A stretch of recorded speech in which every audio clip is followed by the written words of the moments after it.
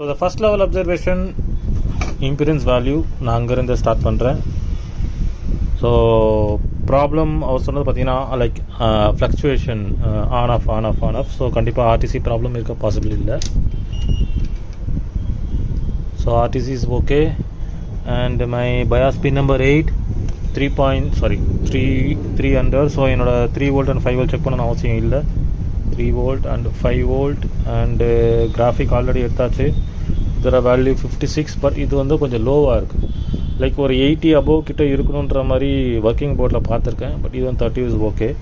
And this is my battery coil and my 1.05 pin number 1 2 3 4 5 1.05 also okay. So எல்லா காயிலோட வேல்யூவும் okay. But ஏன் வந்து எஸ்ஓசி கம்ப்ளைண்ட். ஸோ வாங்க இப்போ போர்டோட பிஹேவியரை பார்ப்போம். So if I try to give power without RTC battery